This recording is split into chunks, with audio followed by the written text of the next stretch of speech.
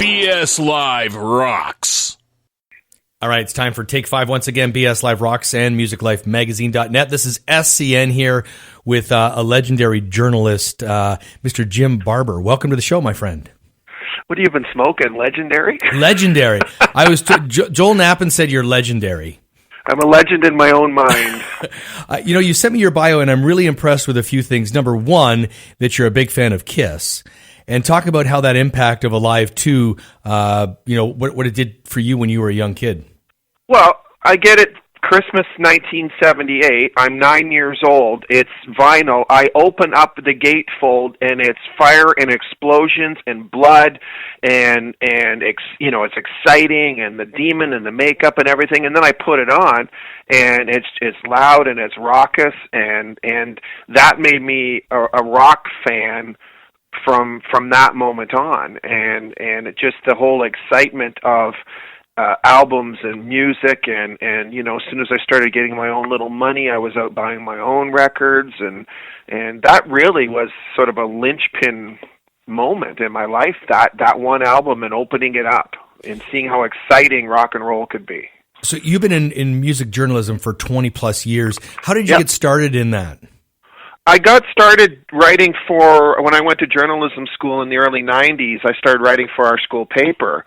And I started doing some reviews, but then I also started interviewing some artists, and I had done a couple of things in university as well, writing album reviews and things like that, but it was really sort of the early 90s when I realized that I could sort of marry my interest in journalism with music. And so every newspaper I worked, and I was in the straight newspaper field for 21 years, and every place I went, I would find a way to write about, as well as, covering counsel and murders in court and all that stuff, I would find a way to write about music too.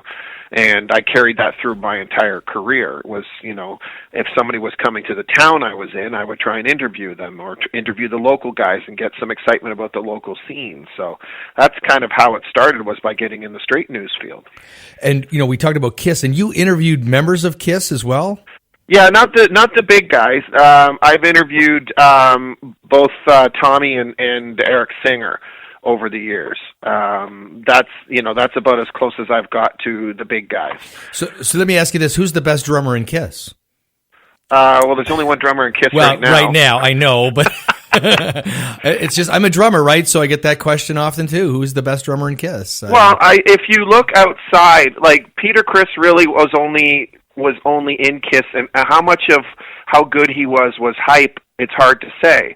If you look at Eric Singer's pedigree outside of what he's done with Kiss, if you look at the stuff he's done with Alice Cooper, if you look at Badlands, if you look at some of the other lesser-known projects, as a technical, and I mean, I'm not a I know good music when I hear, but I'm not a drummer.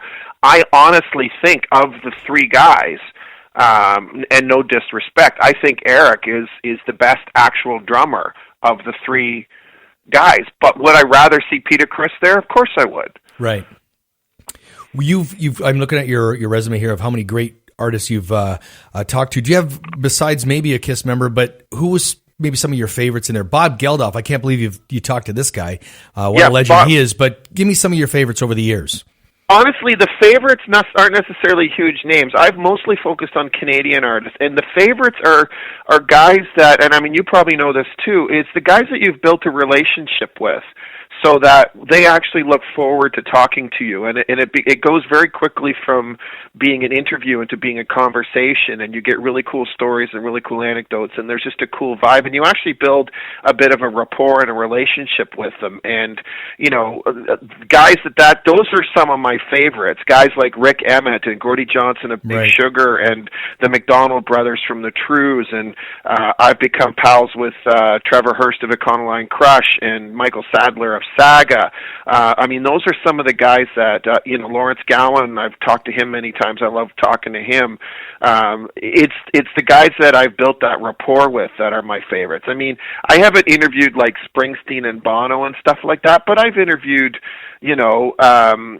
Roger Glover of Deep Purple was a pretty cool one to interview. And I see. I see Boston on the list too. Wow. Yeah. But I didn't interview Tom Schultz, but I interviewed one of the long-term members of Boston, and I've interviewed a lot of the guys from Foreigner, including Lou Gramm.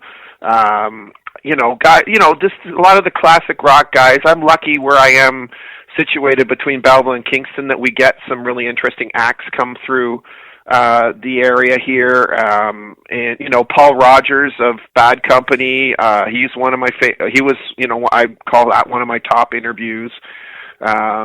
It's not always necessarily the biggest name. It's often the one where you've just had a really good conversation and it's memorable. And Roger Hodgson from Supertramp, I got to actually talk to him backstage a few months ago.